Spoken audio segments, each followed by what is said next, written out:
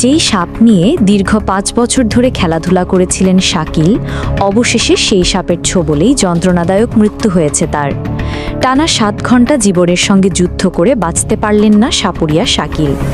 শাকিলের বাড়ি ভোলার মনপুরা উপজেলার ৪ নং দক্ষিণ সাকুচিয়া ইউনিয়নের ১ নম্বর ওয়ার্ডে।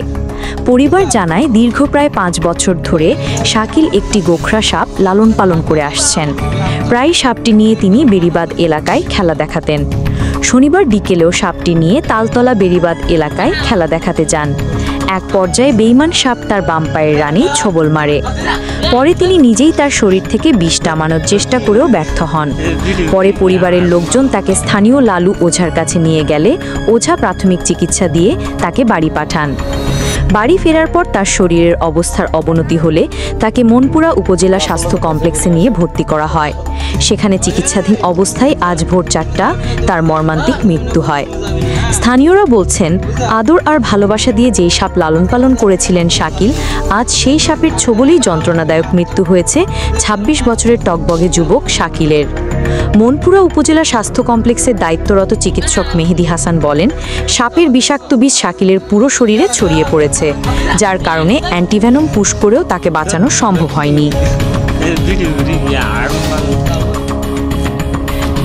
তো 15 দিন আগে এই সাপটারে আপনার এখান থেকে 1 কিলোমিটার দূর থেকে সাপটা ধরে নিয়ে আসছে।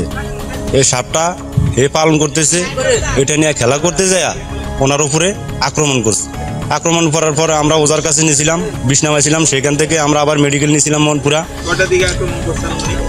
আক্রমণ করছে দিনের 4টার দিকে। আমরা আসরের পরে দিনের 4টার দিকে আক্রমণ করছে। পরে আমরা ওজার কাছে নিয়েছি, সাথে সাথে তাৎক্ষণিক নেওয়ার পরে উনি বিষ নামাইছে। বিষ নামানোর পরে বলছে যে কিছু হবে না। তারপরে আমরা মনের বুঝতে পারি নাই বিধে আমরা হাজিরাট মেডিকেল নিয়েছি, হাসপাতাল নিয়েছি। আমরা রাতের অনুমানিক 9:30টার দিকে নিচে ডাক্তার ওখানে ইঞ্জেকশন করছে, স্যালাইন দিছে। ভোর রাতের 4টার দিকে উনি মৃত্যুবরণ করছে।